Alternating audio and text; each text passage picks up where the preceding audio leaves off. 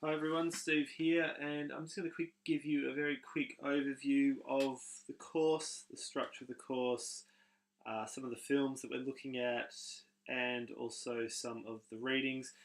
What I've done is I've structured the films and the readings in a particular way, so the sections are all sort of speaking to each other, and all the films are speaking to each other. So we really need to sort of participate across all of the films to sort of really get a sense of what each one's doing. And each film is sort of speaking to the next film, and the next film is kind of speaking to the last film. So to get a true sense of actually what's going on, you really do need to engage with all the readings and all of the films.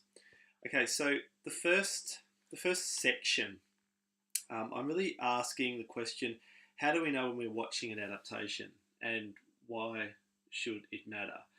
When you're in the movies and you're watching a film that's an adaptation, how do you know this is an adaptation? Why does it matter that it's an adaptation?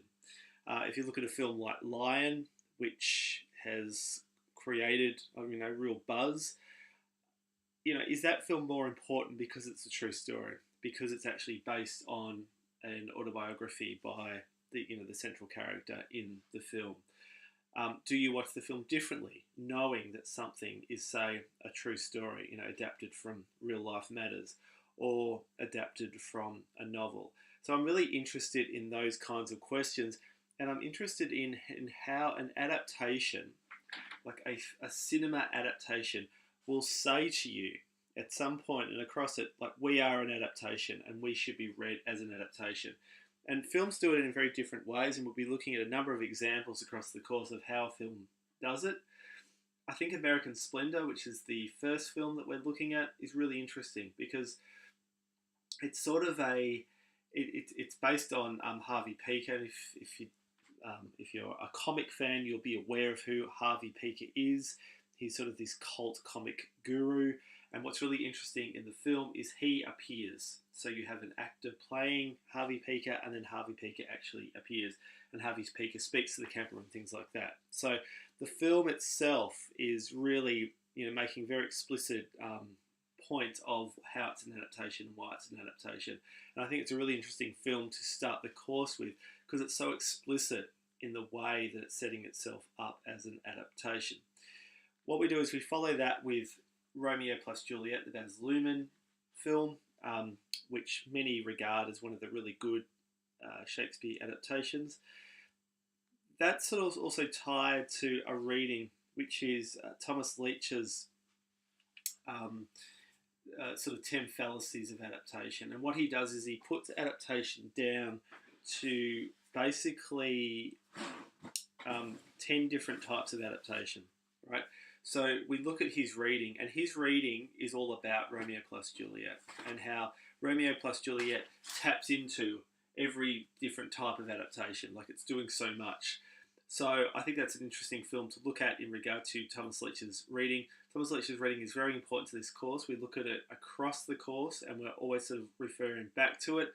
So it's really important to see that film in the context of that reading. And seeing the film and then having the reading, I think, explains a lot of A, where the course is going, but B, what Thomas Leech is actually doing when he's actually breaking down the 10 different types of adaptation.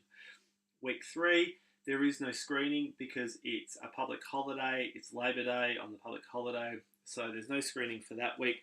What we will be doing is we'll be doing an overview and really concentrating that week on, firstly, the 2 films we've seen in the course so far, but we'll also be spending a lot of time on the assessment that will be due in a few weeks after that. The following week, we're back to Shakespeare, and we're looking at Throne of Blood, which is an Akira Kurosawa film, who's a Japanese director, a fantastic director. It's a fantastic film. I think what's really interesting about this film also is it's not just adaptation, it's not just Shakespeare that we're looking at, because he's adapting Macbeth in this film, but it's also translation.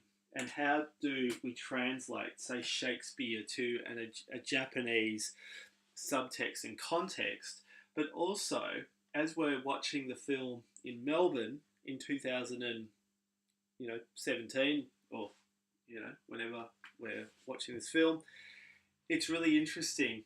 How do we actually read this film, and how do we actually bring it back to our own understanding and our own context of whatever context we place the film in? And how does a film like this compare to another Shakespeare film? So we're looking at the same writer here, the Shakespeare, and I think it's really interesting the conversation that, say, Romeo plus Juliet and Throne of Blood have to each other. They seem like such different films, and they are such different films, but it's really interesting the way that they're both adapting Shakespeare in a very Baroque way. Okay, then we look into the next section of the course, which is the primary source. What is a primary source? Often when we think of adaptation, what we're doing is we're taking one, like we think, okay, well, it's a novel, so that's the adaptation. But what I'm arguing is that an adaptation has many different sources of works that it's adapting, right? And we're looking at that. So if you look at these two films that we're looking at, The Innocents and Where the Wild Things Are, they're both based on these classic stories. So The Innocents is a Henry James novella, The Turn of the Screw, which is considered one of the great works in sort of the chiller fiction or chiller genre. It's an incredible movie. But when we're watching that film, the film itself is doing more than just adapting Henry James. Because Henry James's novella was written in 1898, the film was made in 1960. So the film is having to deal with the celebrity of an actress like Deborah Kerr. It's having to look at the 1960s and sort of tap into audiences of that time. And it's also trying to be a very faithful adaptation to Henry James. Right, so it's adapting many different things. And then we follow that with Where the Wild Things Are, the Spike Jonze 2009 film, which is, again, really interesting. It's such a classic text. There are so many of us that would have, been read that story as children. And I think that's really interesting. So we come with our own context for the film and what the film is actually doing. And it's really interesting, that film, in how dark it is and where Spike Jonze is going. And he really is interested in playing around with the horror tropes. It's not a horror, and neither is The Innocents, but they both are playing around with horror tropes, and that's quite fascinating. Then we're looking at 3 weeks, which we're looking at basically Alfred Hitchcock and Daphne du Maurier. Now, Daphne du Maurier is a novelist, a short story writer. She's considered one of the really great writers of kind of the crime genre, even though she kind of stretches beyond just crime. So the first week, I'm looking at an Alfred Hitchcock adaptation, which I consider to be perfect. I think Rear Window is perfect in everything that it's doing, right? It's a Cornell Woolrich adaptation of a short story, It Had to Be Murder. And I love everything about this. I love how he contains it to a room, and I think that's really interesting. Again, often when directors are stretching out a short story, what they're doing is they take the story on the road. They take it to all these different locations because they think, well, we're being cinematic, so that's what we will do. With Rear Windows, Hitchcock doesn't do that. He keeps it in the room, but he still manages to make it extremely cinematic. Then we follow that with The Birds, another Hitchcock film. And what is interesting is, whereas I would argue Rear Window is a very successful adaptation, The Birds is a failure as an adaptation. Well, as Daphne du Maurier would argue. So it was her short story that Hitchcock adapted. Now, what he does is he's not very faithful to it, so I call it kind of infidelity. He sort of moves at location. He changes the key things that are going on in the short story. Now, The Birds is considered by many to be a fantastic film, a fantastic movie of the 1960s, and also a film that still holds up really well today. So then it becomes this question of, can a film be successful as a film but a failure as an adaptation? And is it actually a failure as an adaptation? So we're going to be working through those ideas as well. Talking about Daphne du Maurier, we're going to look the following week at Don't Look Now, where Daphne du Maurier loved this adaptation of her work. And she said to Nicholas Roeg when he was making it, don't fuck up my story like Hitchcock did with the birds. And it's really interesting what Nicholas Roeg is doing. He's keeping it very abstract, the film, but very, very faithful to Daphne du Maurier. And then it sort of asks these questions that we're sort of asking across the course, which is, does a director have to be faithful to the person they're adapting? And why do they have to be faithful, and what happens if they're not? Okay, and the final section of the course, we're looking at primary sources, so impersonation, parody, pastiche. So I'm looking at basically 3 central female performances, right? I shot Andy Warhol, so this is Andy Warhol was shot, right? And he was shot by Valerie Sonaris, and she wrote this thing called the Scum Manifesto, right? Which was basically his hatred to men. And she started to realize, or she started to think in her delusional way, that Andy Warhol was the problem of mankind. So she shot him. It's a true story. So we're looking at that. We're actually looking at her text. What's interesting about this film is the way that she writes the text within the film. You know, so she's writing the adaptation within the film that is actually adapting her. So we look at that. We follow that with Monster. So this is the Eileen Warnos. She's a serial killer.